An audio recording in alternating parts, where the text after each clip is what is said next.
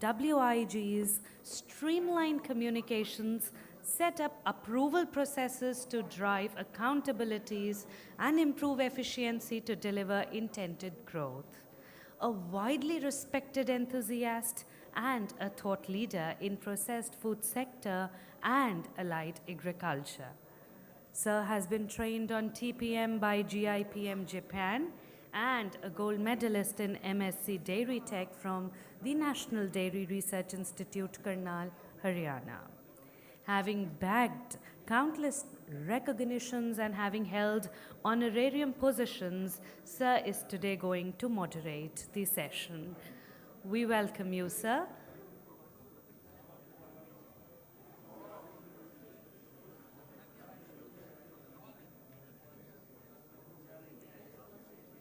A very warm welcome to you, Mr. Arbind Das, who will be moderating this session on strength and potential in processing value-added poultry products. Ladies and gentlemen, requesting you all to kindly settle down as we are now being joined by the eminent panel for this session.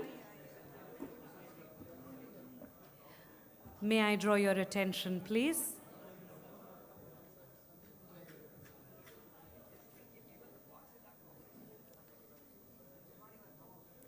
Well, in this journey of sharing knowledge, learnings, and insight, we are once again ready with another panel.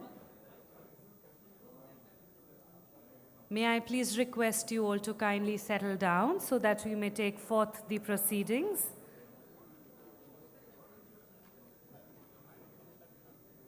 With these words, may I please hand over to Mr. Arbind Das to take forth the session. Thank you.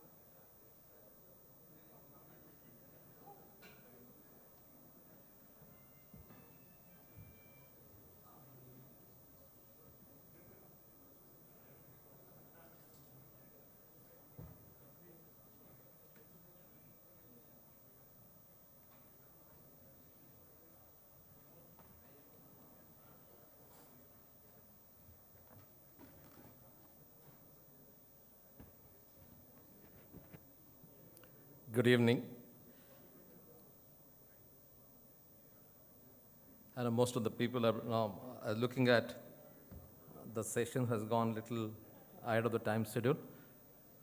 So let me quickly start this.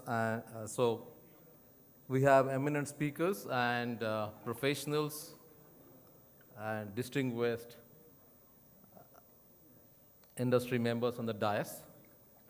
I'm going to introduce each one of them. Let me first start with Mr. Ashu Pake. He's currently the Vice President and Business Head of Frozen Foods at ITC Limited. Mr. Pake has over 25 years of extensive experience in sales and marketing.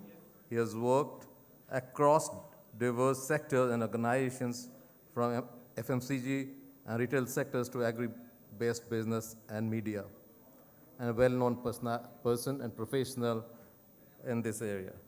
Welcome, Mr. Pake. Then I move into Mr. Narendra Pashupati, my friend. He calls himself Chief Farmer and founder and CEO of Nando's in Karnataka, a leading omni-channel meat brand. He heads around 500 crore Nanda Group, established by his illustrious family in 1963. In 2016, when Narendra decided to build an organization from the ground up and oversee its end-to-end operation, Nando's was born. The founder's clear vision and organizational excellence has led the company to follow an integrated business model delivering great quality, fresh, antibiotic-free poultry meat. The purpose is to provide 100% traceable products and promised food safety and accountability. Now let me introduce you, Mr. Bhupinder Singh, again my very old friend, and we've been together for quite some time in this industry. Bhupinder Singh is the MD and CEO of Vista Process Foods. He's an engineer and graduate, an MBA from Punjab University. His passion is to add value through technology and innovation in agri products and focus on operational excellence through food safety. Product and process innovation with safe and productive workforce. He has been tirelessly working towards the development of value-added business in India and through various companies, especially multinational companies. So he is the valued speaker going to be here and bringing in the international experience in food safety. Let me now introduce Mr. Suresh Dopis Worker. He is chairman of Dopis Engineering Group, which is an ISO 9001-2015 group offering customized process plants in 3 different sectors. Each of the 3 sectors are technical as well as specialized, hence needs to study process aspects and implementation accordingly. Their plants have been exported to 21 countries across the world, from Far East to Latin America. Lastly, my good friend Mr. O.P. Singh is a veteran of the animal health and nutrition industry. Everyone knows him. His business brought biotechnology and mainstream veterinary application, which raised the bar in veterinary solutions. He stands in support of innovation, innovative research in animal health, which has been seen him collaborate with leading research institutes of the country to establish joint laboratories where they push the boundaries of known science and preparation of the future, a firm believer of science and technology. So where there's distinguished speakers on the dais, let me set the context. It has been proven, there are statistics that with the increase in per capita income, the disposable income also increases, and the correlation of protein consumption and disposable income is around 85% across the developing countries. So, and you know that we've been talking about how the per capita income is going to increase in the next 5, 10 years or 15 years, but definitely the protein consumption is going to go up, and hence in what form the demand will come. How are you going to make it affordable? How are you going to make it move more safer? And how do we put those products in the hands of everyone, irrespective of what income group they are in? So those are kind of challenges which needs to looked at, and how we're going to bring in technology and science into it. India started exporting small quantity of poultry products. It's around 350,000 tons. Is a good beginning. I know that, and I do a lot of things around fishery. I think 12, 15 years back, we used to 60, 70,000 tons. We used to export out of shrimp. And today, we are, I think, having majority shareholding in U.S. market. And we're talking about fishery at 7 billion going to 28 billion by 2030. So this is the right time. Poultry industry look at how are you going to bring in technology, science, and cost management to be benchmarking us against the other exporters in the world, and how are you going to play a greater role in the world. Besides that, no exports can sustain long-term basis unless otherwise the domestic market is increased. And for that, India is also talking about in food only one standard.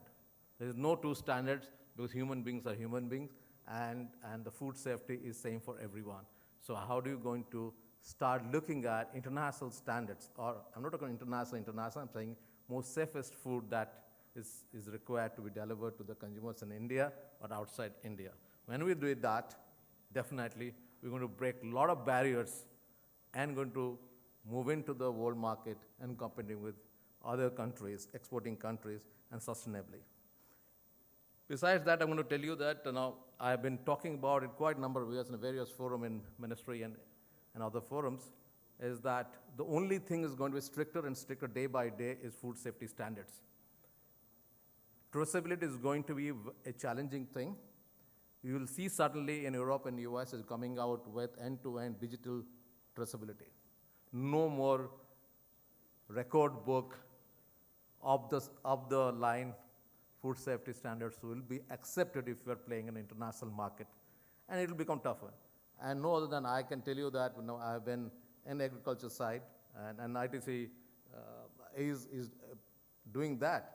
So they are into various spices exports, and every year they face this challenge, and they have to take that entire thing, put it on the ground level. So how do we prepare our farmers and our processors and supply chain operators to meet these standards? And we will talk about almost all international brands are in the QSR side, and you know that what is the kind of things growth is happening. Also, please note that the infrastructure inside the kitchen is also changing. The frozen chamber of the freezer has increased. The size of cubic feet has gone up. So, and the temperature has dropped. Today, you can store a minus 22 degrees Celsius in a home refrigerator without spending much of electricity. And so there is a storage possibility of frozen foods there. So I'm going to ask the speakers to now look at those kind of opportunity for this industry and the consumer behavior that is changing. With that, I'm going to now welcome Mr. Asu Pake, Vice President and Business Head, Frozen and Fresh Foods ITC Limited. And before that, I hand over the mic to him, as I'm going to now reduce the session to 45 minutes from now on. So each speaker will have around 6 to 7 minutes to speak about. Thank you. Tough challenge. Yeah, thank you, Mr. Das. I think you've made it even tougher. Good evening, everyone. I will speak, so 6 minutes. I won't go through a presentation. I head the frozen food business, and I've been listening in to part of this session. A lot of it has been on the back end processing and all the work that's happening there. So I have no doubt in my mind that that is in good hands. And the challenge, as I see it, is taking that to the consumer. And that's part of my job, and I'm going to share with you what we do and the challenges we face. If you look at the frozen food business, and I'll divide it into two eras. So there was the era of 2000, when the QSRs came into India. And that's the time the potato-based snacks, the chicken-based snacks like chicken nuggets, most of you would have had several times in the last 20 years, are the products that came into the Indian market. And consumer brands rode that trend, right? So it came in through the QSR route. Consumer brands saw that adaptability happening amongst consumers, came out with their own brands, and between 2000 and 2019, you've had a couple of brands in this space in the frozen foods business, carrying potato-based snacks, chicken-based snacks to consumers, and most of them have been used to having this at the QSR, right? Now, that was propellant to growth. That industry grew to about, my guess is about 2,500 crore, not very big at all. And when I compare this size with what's happening in the Southeast Asian countries, I'm not even talking of Europe or US, we are still 1/10 on a per cap basis. This is on the frozen food side. So I'm talking of countries in our neighborhood, Pakistan and Bangladesh as an example. And I'll come to what are the challenges. And if you go down to the Southeast Asia, we are probably 1/50th in terms of size. So if you have to take what we heard in the morning in terms of the size of Indian poultry market and do the value add and get it to the consumer, the frozen food is the route to take. But what are the challenges we see there? There are three, really. So the first has been in variety, right? If you look at frozen foods and think about frozen foods, you think about potato-based snacks, fries to start with. If you think of chicken, you think of chicken nuggets. So that's where it ends, right? There is no more variety, and that's where most consumers start and end their story there, and that's where frozen food has remained stuck, I would say, in the last 5-7 years. The second big challenge has been infrastructure, and infrastructure at two ends. One is at the retailer end. For the information of you here, 1 in 10 outlets has a freezer. So if India has 500,000 retail stores, there's about 50,000 stores that would have a freezer. And that freezer at the retail store does not only stock frozen food, processed foods, it has ice creams, it has the frozen veggies, it has everything else including that, right? And that's a 100, 200 liter freezer at the store. So imagine the difference between, so if you want to expand this category, you have to get the retail right. The bottleneck is the retail. The second bottleneck in infrastructure is sitting at your home. The freezer that you spoke of, that tiny box that we have at our home, has two challenges. One, it stores everything from masalas to home-cooked food and a little bit of your frozen food. So you're fighting for space, not at the retailer only, but also at home. The second challenge is that the freezer is open probably 3 to 4 times in a week, right? Unlike the fridge, which is 3 to 4 times in a day. So you bring the product home and then you forget about it. I'm sure most of you have gone through the experience of cleaning your freezer every 2 months and dumping a lot of stock because you forgot that what you bought has gone into that. And the third challenge is about awareness. Awareness in terms of there are myths around frozen, preservatives, products which are not good for health. We know that frozen really doesn't have any preservatives. They don't need any preservatives, right? You can store it at -18 and they're as good as fresh. In fact, the line I like to use in my business is, frozen is the new fresh, right? So there is none. But there is obviously a lot of work we need to do there in terms of consumer awareness. And the second is in terms of telling the consumers today that there is a lot more variety than chicken nuggets and fries. So if you want to grow from here, we come to the era, this was era 1, right? The era 2020, which is when COVID hit. We've tried our level best. I mean, for all that COVID brought in terms of misery, it was one of the biggest marketeers for frozen, right? In terms of breaking some of the myths that we had and also taking consumers outside of their comfort zones on frozen. So what did it do? Consumer behavior changed in 2 ways. One, consumers are seeking convenience, great tasting food, which is hot snacks, right? That's at one level.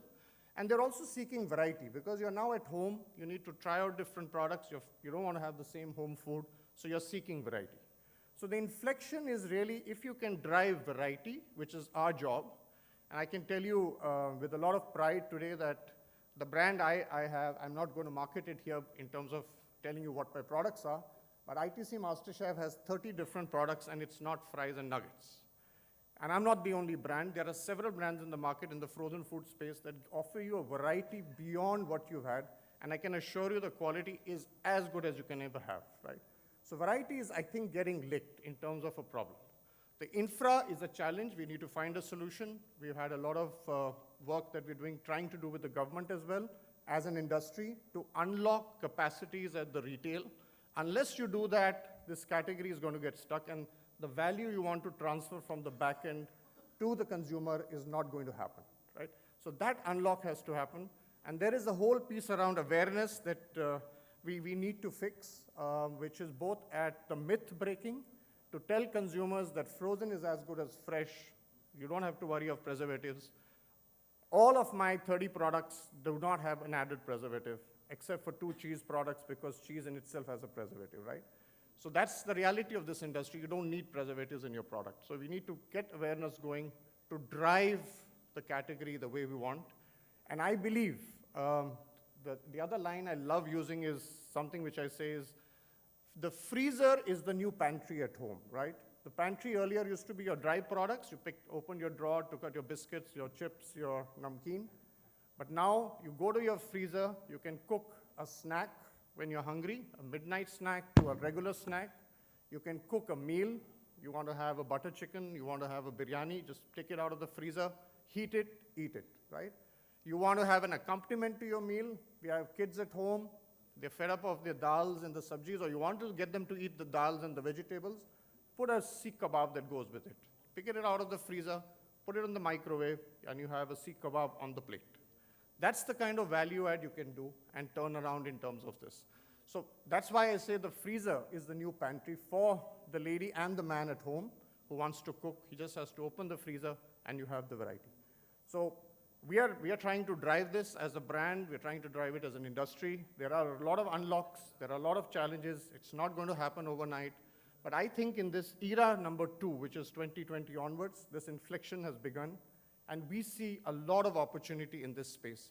And even if we can get to what our Southeast Asian neighbors have got to, we are looking at a 10x size from what we are today. Thank you.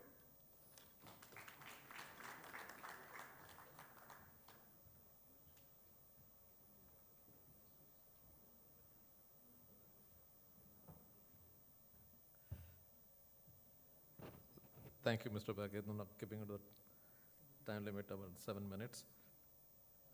Yes, the industry growth depends on the coal infrastructure in the marketplace and there's good quality power. Beyond that, now every retailer is looking for, if I give this kind of square feet areas, especially Mumbai and Calcutta kind of a thing where real estate is pretty costly, and this kind of power cost, what is the return on investment? So they are also becoming much more knowledgeable about it. So throughput and the consumer behavior and what kind of products is required, more consumer research in this. And I think companies like ITC and other FMCG companies are going to address that. With that, I'm going to move into next speaker, Dr. Bhupinder Singh. And I'm going to request him touch base on the kind of global food safety standards and animal welfare, which is becoming the terminology of the day, and that's going to see, India has already gone into that side of kind of thing, but he will stress upon that. Thank you so much. Over to you. Thank you. Good afternoon, everybody. So, thank you, CI, for giving me time to speak on food safety. Right, the topic has been given to me. What is important, we are a food solution company. We have been in India for 25 years, servicing the QSR brands, the product you go and have at McDonald's, the product you see Whoppers in Burger King. We are manufacturers of that. And what we have seen is our poultry industry has a lot of strength, and we have been working with them to get quality meat from them to give our customers in India a quality product. And I assure you that our quality of products, we are benchmarked in the region with every other country. The product of ours goes to Hong Kong and benchmarked. It's important, not the analytical, but it is taste, flavor, and texture of the product. So our poultry industry has worked very in hand with us from last 20 years to build this category of value-added products. So we have put in standards from the day we entered India. I remember we didn't have deboning system in the country when we came into India. We used to do deboning ourselves. Temperatures are very important. Just the meat going to the plant, the flavor of the quality of meat is important. We worked with, the bird size was very small. When we came into India in 1995-96, the bird weight was only 1.2. We worked with our business supplier partners like Winkies, Godrej Tyson, Quality Animal Feed, and try to build a bigger bird because we need boneless meat. We need more meat, and meat conversion ratios should be better. This helped us to set up a very good food safety culture from farm to this. We set up a biosecurity systems. That was not the need of that hour. We set animal welfare. I remember the birds used to come in the so the whole crate system was started way back in 97. We got very good results by this food safety culture which we have built in from farm till the factory till the customer. The confidence level of the customers builds up as they see this process is in place. We got better results by putting animal welfare. We got better yields in this whole process of food safety culture awareness in this whole supply chain which we have created.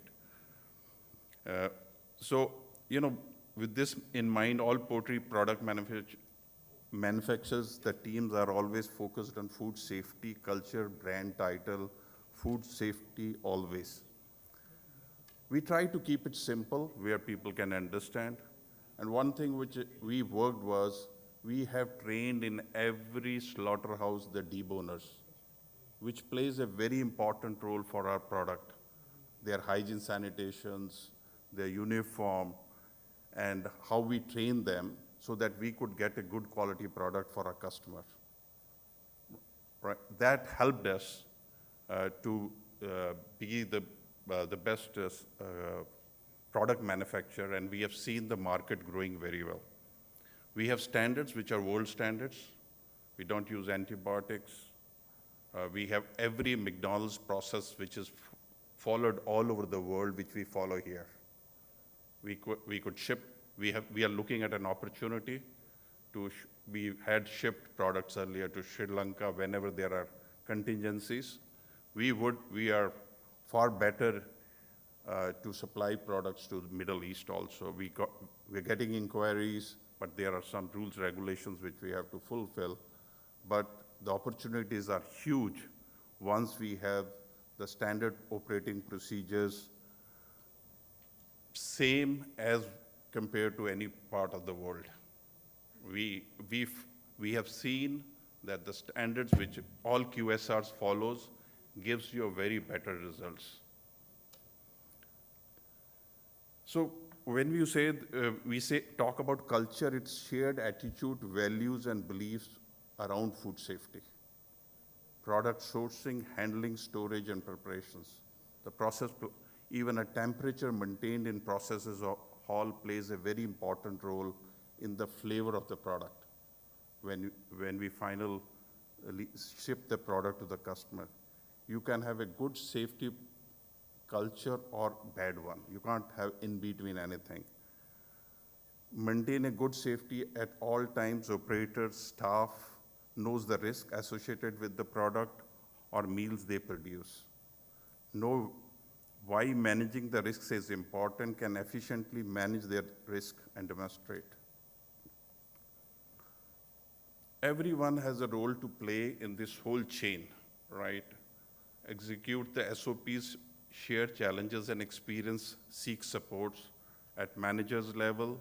At leadership, it's very important preempt the challenges and preventive empowerment. The decision makers are the people who are making the products. That is very critical for operating a value-added product for. And also the leadership in food safety culture within organization and social food safety culture, right? Upcoming food safety threats has basic expansion plans and mitigations, investing money in right processes and equipment. What is important, what we have seen is hygiene sanitation design plays a very important role in giving a good product to a customer. If a hygiene sanitation design of the equipments are not good, we cannot maintain a good quality product for our customers. So that audits, regular third-party audits helps us to make a good product for our customers. So progressive development of food safety performance is safety technology and procedures, safety management or risk assessment, and safety culture and leadership. So that leadership role we have to play, and we have been recognized by McDonald's from last many years, have been awarded worldwide for our performance and the quality of product we ship them here in India and also in other part of the world. I have ITC, we are the manufacturer of MasterChef brand for ITC. So we are a solution provider. We try to do innovative chicken products for customers who are looking to build their business. We have created a brand called Charcoal Biryani for a chain in Mumbai, which is totally frozen chicken chain in Mumbai. That's how we work. Thank you very much.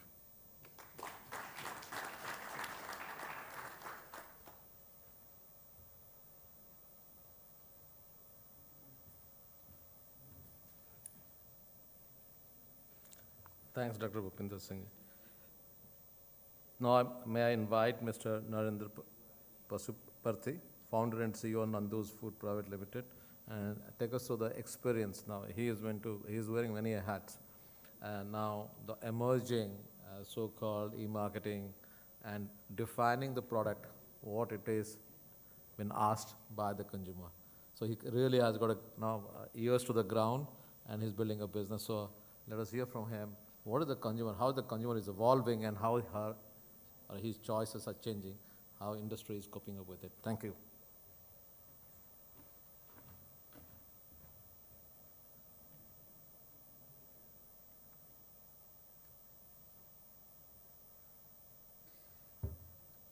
Good afternoon, everybody. The very last session of the day. I know you all want to get out. So I'm going to rush through this presentation and try and get you some meaningful information. So, Nando's is part of Nanda Group, started in 1963 as a poultry company. We are primarily a full stack company owning the breeding flocks, the feed mills, the hatcheries, and the broiler operations, right? What is Nando's? We are currently India's largest hyperlocal omni-channel meat retail brand. When I say hyperlocal, we are both offline and online with 50 outlets in Bangalore, and we've just forayed a few months ago into Hyderabad. Phenomenal response. We've been growing phenomenally well for the last 6 years. The primary objective of starting Nando's was to, no valuations, none of that stuff, but we were looking for a fair price. Naveen, my brother, and myself, we never understood why this volatility persisted in the poultry business, right? The industry people would get together and then we plan, okay, how to reduce supplies or, take hatch holidays and, distractions and all of that stuff. But that would only give us temporary relief, but not a real term, long-term solution. So that is when we said, why can't we as producers ask for a fair price for our produce? We were breeding a lot of chicken, producing a lot of chicks, and integrating a lot of chicks into broilers, but we never were able to get our fair price. And that's when we struck on the idea of saying that we can offer traceability and transparency to all the way to the breeding flock. And if we made this antibiotic free, that's a real value proposition that we want to take to the end consumer. So that was the objective, and that was the birth of Nando's. So what is the consumer need and what is the opportunity, right? So we now have this product. Let's understand the consumer need and try and fill the need with the solution. That was the logic. So the common consumer lamentations are, where can I find good meat? It's as simple as that. Again, secondly, last week it was $250, now it's $280. Am I paying the right price? And in fact, there's a lot of confusion in the consumer mind. If they went to a live chicken shop, they're actually thinking that they pay $150 for a kg of chicken, but it's live, right? Live is not what they're consuming. And they never understood the price differential between chilled chicken and the chicken at the local butchery. So one of the the biggest concerns in the consumer minds today is the chicken I'm consuming safe?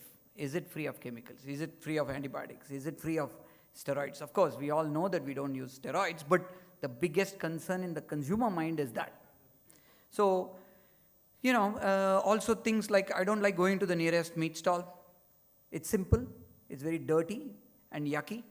It's a Sunday ritual, but men hardly want to do that anymore. I can't take my son there. It's filthy, and Sunday is the only day I get time to spend with him. The weighing scale, is it correct? Is it rigged? Am I paying a fair price for the right product and the right quantity?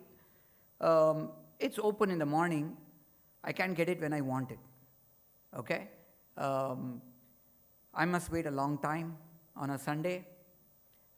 Is this good use of my time? So these are some of the things that came up from the consumer's mind when we kind of went into the market and wanted to understand what is their lamentations, right? And then, of course, the decision maker at home. She's saying, can I get the right portions? I don't want to cut it. The meat is not tender. I don't think it's fresh. I don't like the color because the bleeding has not happened, the processing has not been properly, performed. It's releasing a lot of water when I'm cooking it. It's spoiling my dish. So you see the trend. She's all worried about the quality, the cut, the quality, the look and feel. And of course, again, is it clean? Is it antibiotic free? Does it have chemicals? Is it safe for my family? So from all of these understandings, we saw a certain gap in the market. Gaps in availability, affordability, ambience, convenience, quality, and most importantly, consistency. Because what really happens at the retail outlets is they're getting supplies from multiple vendors on different days from different farms. The quality enormously varies. So our purpose was to provide access to safe and healthy meat and meat products in a very convenient manner to consumers at affordable prices. Vision was to be the most loved and trusted meat brand for our consumers. So this is a typical comparison of a local meat stall versus our Nandu's outlet. It's clean, hygienic, the staff are very well trained. We have stores that are 100% run by women. We are promoting value-added products massively through this channel. It's an absolutely fantastic product category that we are going after and excited about. So that's one of our Hyderabad retail outlets, spacious, clean. And we are not just a chicken meat brand.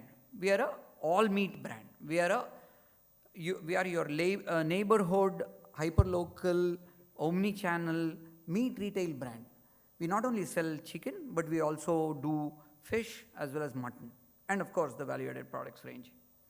So that's what Nandu's is all about. What started as a journey to get fair price for our produce today is it's an all meat brand with major focus on value-added products. We are currently available in Metro. We are available on Swiggy, Dunzo, Zomatos. The whole business model has changed today, right? So earlier we were forced to list at retailers, modern trade. The margin structure was very, very competitive. We were forced to do all sorts of promotions and schemes and discounts. Today, with the emergence of your omni-channel models as well as Swiggy's and Dunzos, you have found an alternative, more profitable channel to the end consumer. And that's what we do at Nandu's. So what's the market size? Of course, you all know the statistics. India is predominantly a non-vegetarian market. The potential is enormous. We think the entire market for meat is around $44 billion. And the online segment is currently under 1%. But who's going to service the 99% of the market? We are seeing tremendous shift in the 90% of the market that is actually walking to the local butcheries and shifting towards what we call as chill chicken retail outlet like Nandu's. We are seeing a tremendous shift in that segment, and that is something that we did not want to ignore. And hence, from day one, we have been both offline and online. So, to just give you an example, the total addressable market just in the top 7 cities is, close to $14 billion. That's a phenomenal business. That's a phenomenal market for us all to go after. One Nandu's or one Tender Cuts or one Licious is never going to be able to fulfill this demand. We are all out to actually change the retail meat buying experience for the Indian consumer. So today, on that point, I would want to say this. Today, the entire ecosystem and the economy in the last 15 years has worked towards changing the retail experience of buying even glasses, right? From buying clothes to appliances, electronics, name whatever. But the one segment that has actually not changed for us at all is the meat retail segment. And that's a shame on all of us, right? We are still very comfortable, going to the meat shop across the corner, but not improving it. That's where all the brands that have come into play in the last couple of years have played a role. I think it's a bright future. the changing demographics, you know all of this. The future consumer is never going to go to the meat shop. He doesn't want to see slaughtering. A big change is coming, and the government is also pushing for, controlling slaughtering in city limits. That's a big advantage. Food safety standards and regulations are getting very stringent. All of it is needed. There are many initiatives from the government like the AHIDF and NLM and a lot of schemes from MOFPI, and all of us should take benefit of that. We have, and I encourage all of you to look at that as well. Support needed, we have talked a lot, paucity of time. I say retail operations is one segment where, we're not seeing a lot of support. We would like to see some of that money from the MOFPI, not just focus on back-end processing, but also encourage entrepreneurs and micro-entrepreneurs to get into retailing of meat. And that will be a fantastic thing to see. So that's what we are planning, 300 clean and hygienic retail outlets in the next 3 years. And we work with a lot of farmers. We are very focused on protecting their livelihoods and ensuring that, they're taken care of, and there's income, these families are earning throughout the year, stable income. And we continue to innovate and provide the highest quality meat to our end consumers. Thank you.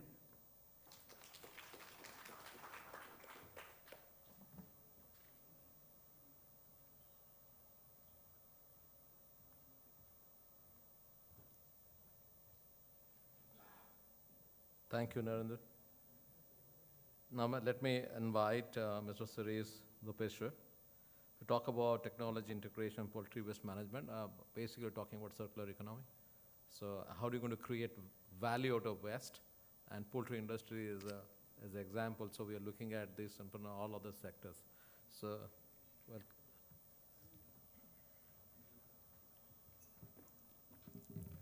Good evening to all the distinguished speakers, coordinator on the dais, distinguished members in the audience.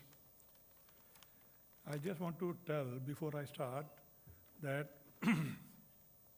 making the presentation on a technology like any technology in 10 minutes itself is difficult. And sir, you have given me only 7 minutes. So you must please appreciate, even a Ferrari takes 5 seconds to pick up and maybe another 5 seconds to stop. So please count some moments in that, because what is difficult for Ferrari is certainly going to be more difficult for me. Having said that, let me turn to the presentation today. It is on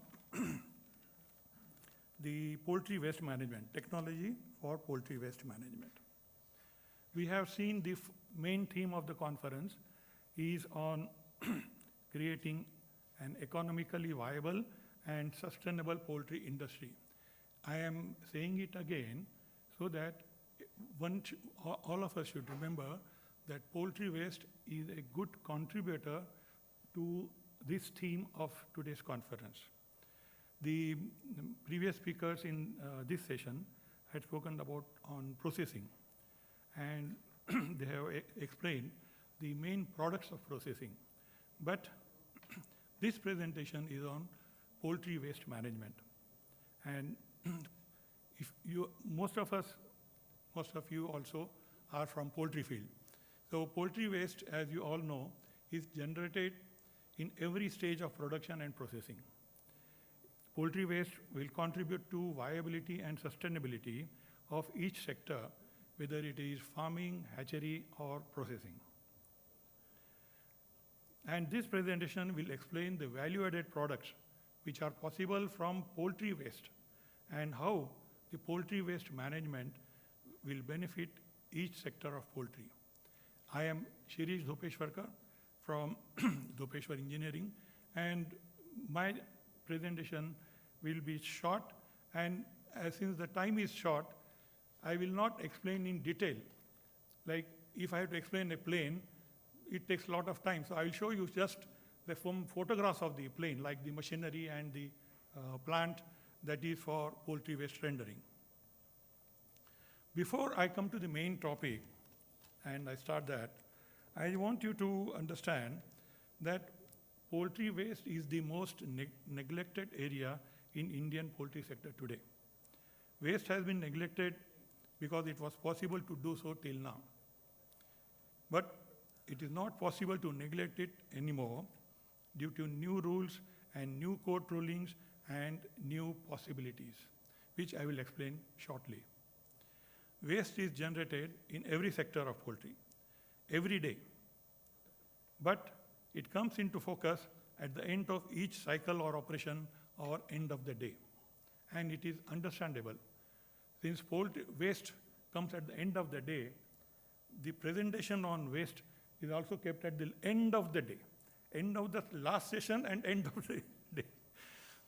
It doesn't matter because what I am going to explain will interest everybody, because those who are in poultry and generating waste, whether it is farm, whether it is hatchery, whether it is slaughter, but it will also open up window of opportunity for those who are looking at new business opportunities in rendering the waste and creating some value-added product from therein.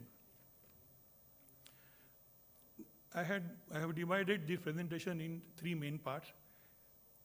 First is on the poultry waste and 5 reasons why poultry waste should be managed for long-term benefit of operations as well as the project.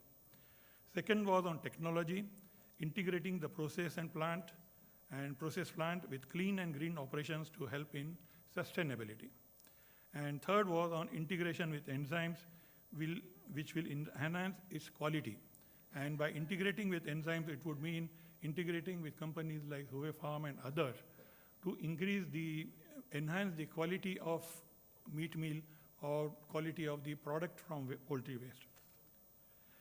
I may have to skip some of the slides, but I will rush through that and try to make it as coherent as possible. Poultry sector is no more a backyard operation. It has achieved remarkable growth. It is expected to grow further. And the cost escalation in feed and the poultry waste nuisance from it are creating difficulties in growth and sustainability. The waste gets generated in every sector of poultry, whether it is farm or hatchery or processing. So from farm, whether it is a layer farm, it would be manure. From breeder farm, it would be manure, and also the farm mortality. From hatchery, it would be hatchery waste. And from processing, it would be the slaughter waste, including fat, feathers, blood, intestine, and all. 5 reasons why poultry waste needs to be managed, processed, and nullified. Number 1, poultry waste is polluting the environment and creating nuisance to communities living nearby, creating hurdles for itself. Poultry waste is affecting survival of even existing farms and affecting expansion plans, because even the Gram Panchayats in many states are not giving permission for setting up poultry farms. Third, poultry sector cannot neglect its waste anymore.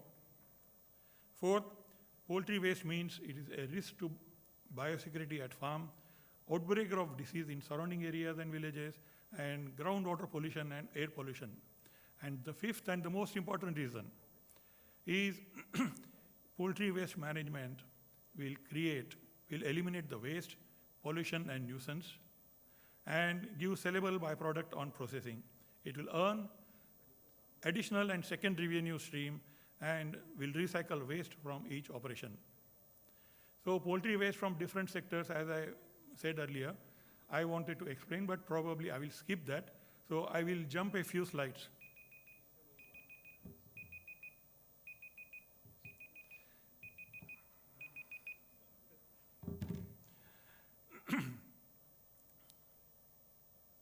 These are the waste from each sector, but I'll skip these slides and go to some photographs on the technology part and the machinery part.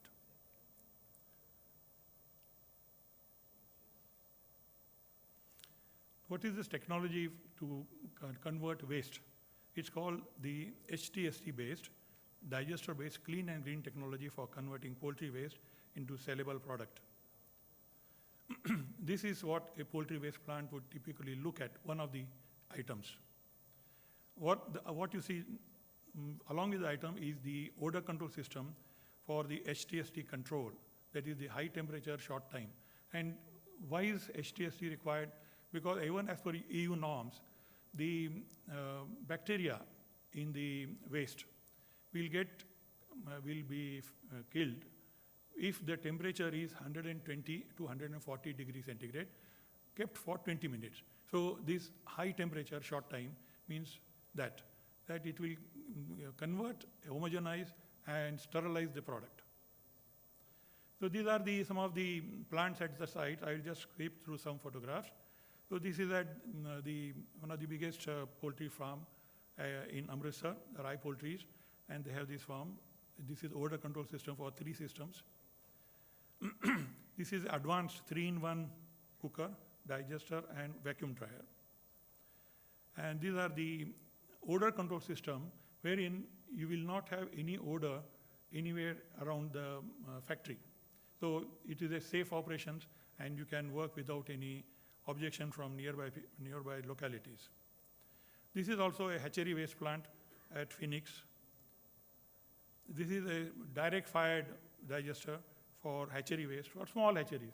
Those who are having say 20,000, 30,000 hatch, they can go for this direct fired digester and convert the hatchery waste into meat meal. Because whether it is slaughter waste or hatchery waste, the meat meal is sterilized and it will have protein, and which goes again into the feed. So it is a valuable byproduct. So this digester-based technology converts manure to organic fertilizer, it converts hatchery waste to eggshell meat meal, and it converts slaughter waste to meat meal. And these are sterilized products, and each has use. The organic fertilizer, as you know, is one of the best for poultry waste, that is manure. Why?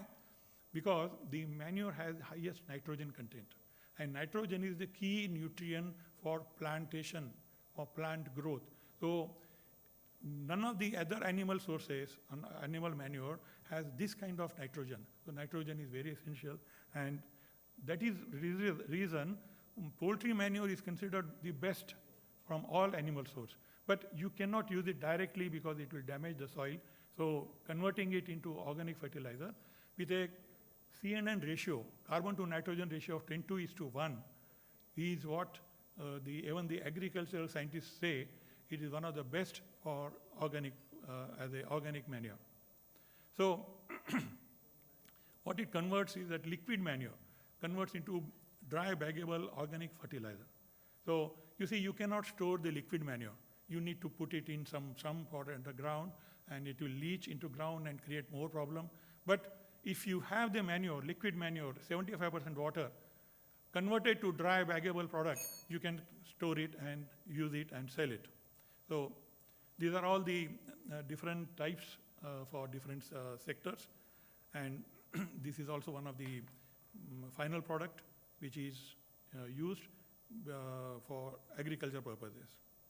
So I will go to this only 3 slides, sir. Byproducts and from the poultry waste. From breeder and layer farms, you have manure, and you can manure as well as you have farm mortality. So you have 2 byproducts coming from there. One is a meat meal, and other is organic fertilizer. And hatchery, same. Dressing plant, sterilized meat meal, which has 55% protein, 20% fat. So it is an ingredient for feed. So you see, all the products, all the waste we get from poultry sector gets converted to sterilized product, which has some value, and you can sell it. So it creates a second revenue stream, which is very essential for increasing the viability and also sustainability of the product. So this is just in conclusion. It will eliminate waste, give a sellable product, will earn additional second revenue, and make operations viable and sustainable. Lastly, some of the places now we are finding the customers saying that we have some mycotoxin issue even in the egg waste. And when I checked up with some of the experts, they said it will need to be handled at the farm level. So there are enzymes which companies like Hue Farm and others make, which would be able to give them a solution so that that mycotoxin issue coming from the feed ingredients, soybean, corn, maize, that will be controlled in the gut of the poultry, and then what it comes out of the incubator would be something handled by that and sterilized by it, and then there won't be any mycotoxin issue in the meat meal. So I thank you once again, sir, and CII as well as Dr. O.P. Singh for giving me this opportunity to explain the product. I have tried to explain it, and in case somebody wants to have more explanation, they can always contact us at this. Thank you very much.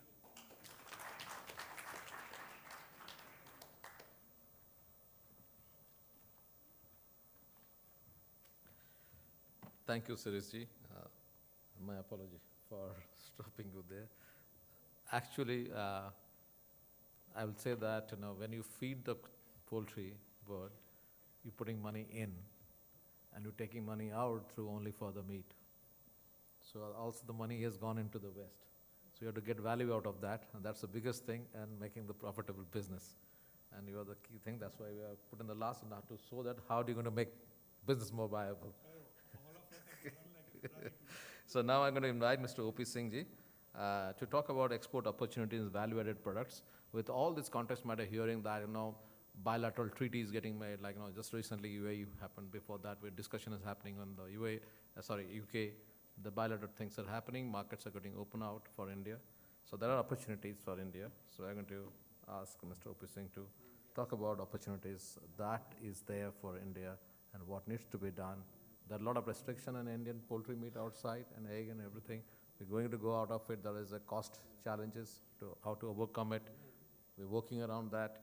So, and look at the opportunity, then work out the challenges, and we'll go across that border and be a sustainable, profitable export business besides a domestic business, and that we're going to talk about it. Mr. O.P. Singh, welcome. Before I start, one exercise. Spread your hand like this, if you all can. Feeling better? Okay, do like this. Clap. That is for Arvind Das. He brought me to this label. Okay, where is Rajamani? Rajamani, you did not provide coffee to the people to be alert? Okay, after this. All right, thank you. After that, they will extra alert. Anyway, there is a small little time I borrow for half a minute for Mr. Ram Reddy. He has some announcement to make. Good evening. ये Covid के वजह से अपना poultry India का exhibition 2 साल cancel हो गए, तो अभी नवंबर 2022 नॉलेज डे 22 नवंबर, 23 वेडनेसडे, 24 थर्सडे, 25 फ्राइडे नवंबर अपना एग्जीबिशन हैदराबाद में चलेगा, जैसा 2 साल पहले तक चला था। Thank you. Thank you, Ram Sahab. Thank you so much for bringing us to life. Okay, if you all have got paper and pen, the serious stakeholders in the poultry industry, please write. Are we convinced about our offerings? Please make a note. Put question marks. Are we convinced about the product which we offer to the consumers at all? Point number 2. Are we doing enough effort to generate interest in export of Indian processed poultry? If anybody is doing, please raise your hand.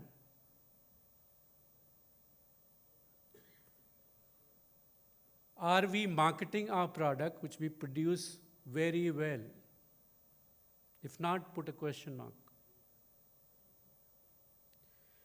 Can we guarantee full traceability of our processed meat? If not, put a question mark.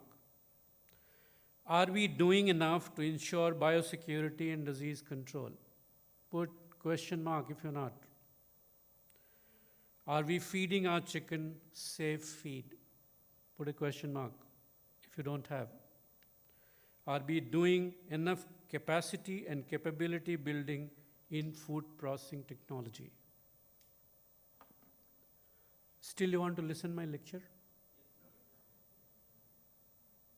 Serious? Are you serious? People are serious, please raise your hand. 10%, 15%. Clap again for Arvind Das. All right, I'll trigger you with some numbers. People who are in the processing business, are in the poultry rearing business, please make a note, even if it is theoretical, a note in your diary. Saudi Arabia imported last year 7.4 lakh tons of chicken. UAE has imported more than 3 lakh tons of chicken.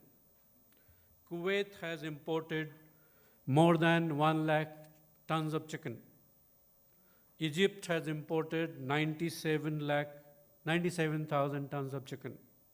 Oman has imported, who's very friendly, we speak the same, what they do, 81,000 tons of chicken. Iraq, 71,000 tons of chicken. Qatar, 71,000 of chicken. Yemen, 64,000 tons of chicken. Jordan, 37,000 tons of chicken. Libya, 37,000 of chickens. Now tell me, what do we do? The only solution in my hand is going at the top floor and committing suicide.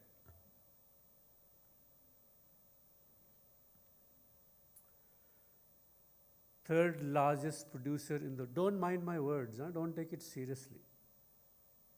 Please commit yourself to be an industrious producer. When I say a word called industrious producer, your neighborhood looks at big eyes at you. How much penetration we have made? None. If this is what is happening to our neighborhood, where your vessel can reach 3 days' time, have we done any homework how we can reach our product with guaranteed safety to our neighbor? Second most important question which you need to ask yourself is that, have we created trust amongst the neighborhood? Do they trust we are trustworthy poultry producers? Solution number one, get united. If you don't get united, remain fragile, you will not be able to approach any market. 2, request your government to give you country by country holding hand. You mean that I mean we must have a trade agreement systematically with smallest country and the biggest country wherever you think there is a consumption and we can fulfill their requirements. You must be also witnessing a demand of Indian table eggs falling.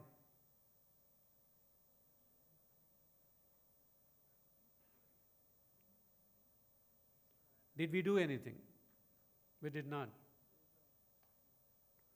So to my opinion, or my diagnosis to myself is that I did not do good job in the last 3 decades to break through the export business. Should you want to do this, please get united, sit down to yourself and make a strategy step by step what you want to do. Point number 1. You want to do today? I'm willing to do it today. I have no problem.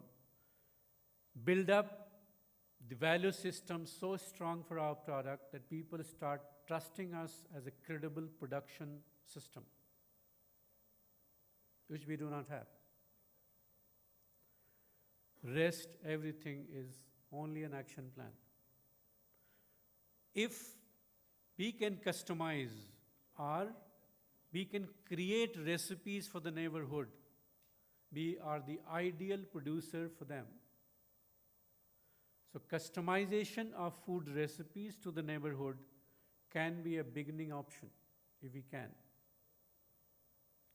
Now, people who are involved into value-added processing, they can look at it most seriously, what product range they want to take it to those countries which are going to be received better. Not the same thing what US or Brazil or Europeans are offering to those countries. If the aroma is the most selling point of India, our spices can be not have the designed product carrying the spices along with the product for those countries which are targeted for us. But this is matter of debate. Okay? If an Indian recipe can be so popular in UK that every restaurant is forced to produce, the value size estimated is probably 1.2 billion pounds of that recipe, which is copy-paste for Indian side. Have we given enough thought how we are going to address future consumer requirements? One is through the convenience, which Narendra spoke about it. One is through making the quality improvement in our product. But have we catered ourselves, prepared ourselves to address those countries' requirements? If not, my folded hand request to all of you, please sit down together, make your action plan, go to those countries where you can make breakthroughs. Take alliance with the government authorities if they can help you to create trade agreements in the system. If they can help trade agreements for jawar, bajra and pulses, they can certainly do the trade agreement for chicken, because you are probably one of the largest employer or employment generating industry in the rural segment, which can be a selling point to the government. So we have to do our homework correctly. That is how you can do about it. I don't want to take you further into any negative mode of thinking, but I wanted to trigger you. You remain united. Please make efforts together.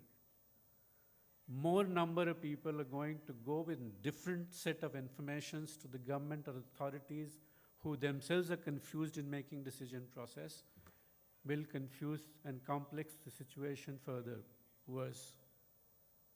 So that is what is my request. Now coming back to the understanding, I'm sorry, I've taken more than 7 minutes. But that is the way I talk to them every time I meet them. One, challenges to the availability and prices of raw material has to be thoughtfully understood how we are going to overcome with this. If import is an option, then again, same unity can go at every level and push for allowance for imports. Maybe CII can come forward with the helping hand to the industry that they can push forward their representation for requirement of soya and whatever ingredients they want to bring in. So that's another route is opened by Arvind Das. He's affectionate to our industry because he has been in our industry.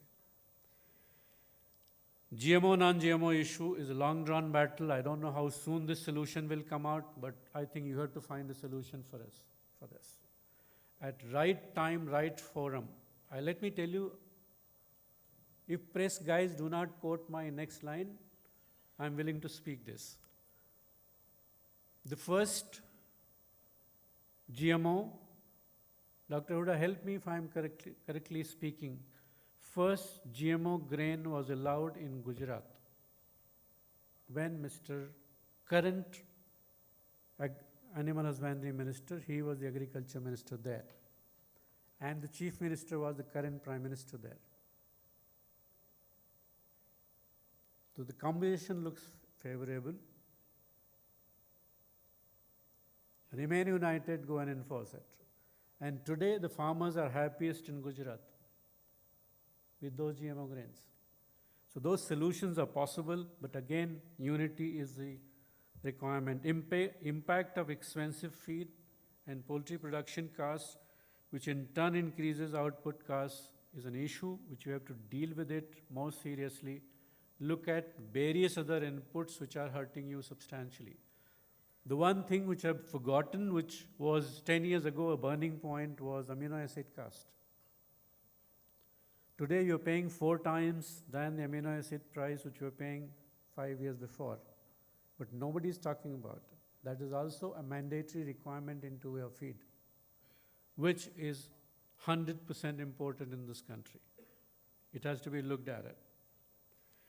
Upgrade requirement of our protein production system means the technology has to be adopted and brought in. I think the whole deliberation since morning till evening is adoption and adoption of technologies. I think you have to be judicious in selecting what is most cost-effective technology and can add value to your current production system, must be brought into the systemic implement. That's desirable, I think. Disease management is critical. I do not agree with somebody. Somebody presented that the average mortality has fallen than before, which is not correct data. Actually, the average depletion in broiler is increasing every year, annual average if you take it. So you have to be concerned about it. The disease management is a structural solution requirement, not only on behalf of the government, from your side as well. If you do not have a structural approach to manage the disease patterns, probably your depletion patterns are going to create disaster for you. Some of the witnesses, some in certain pockets, people have seen it. That is why LPI and those questions were dealt in the morning by the minister himself. How do we consolidate the poultry production? By working with marginal farmers was another question. So probably you have to rework on your integration model correctly. And another issue which has been forgotten, I told Suresh to take up that issue, is the National Green Tribunal decision, which has to be fought out vehemently, because if the integration has to sustain and be spreading in this country, our small farming system, if they have to grow and make money, this National Green Tribunal decision is going to be adversely affecting the small and marginal farmers. So these are the burning issues which we have learned today. The many other issues we can talk about is availability of veterinarians, availability of skilled manpower. All that is a burning topic with your expansion plan. But given the conditions and the situations, we are walking through every step day by day. My request is, please put your time and resources correctly, getting yourself united and taking the correct forum of communicating right information and data which can strengthen you personally and the industry as well. Thank you so much for spending time.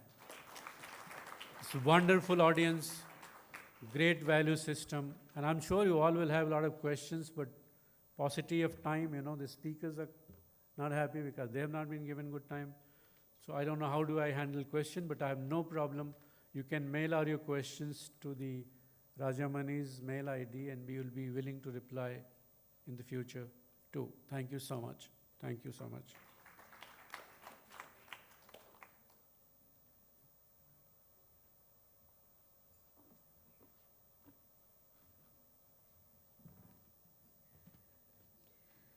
Well, what an acclaimed panel, and lots of food for thought left here. And kindly allow us to felicitate and extend a token of our gratitude to you all. Requesting Mr. Arvind Das to kindly do the honors, please. Starting from the extreme right. Mr. Shirish, thank you very much for sharing your insights and adding to this conference. Thank you, Mr. Ashu Phake, for adding your pearls of wisdom. Thank you, Mr. O.P. Singh.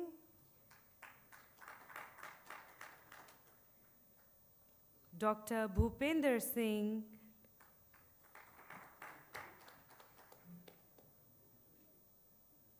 Mr. Narendra Pashuparthi. Thank you very much. And once again, requesting Ms. Rajamani from CII to kindly felicitate Mr. Arbind Das for moderating this acclaimed and celebrous panel. Thank you very much once again. Thank you very much to the distinguished audience for your active participation all through the day. Thank you very much. We invite you all for a tea and coffee at the lawns. Kindly join us there. Thank you, Huve Pharma. With this, the curtains fall off. We call it off for the day, but the journey to continue towards a brighter tomorrow. Thank you very much, ladies and gentlemen.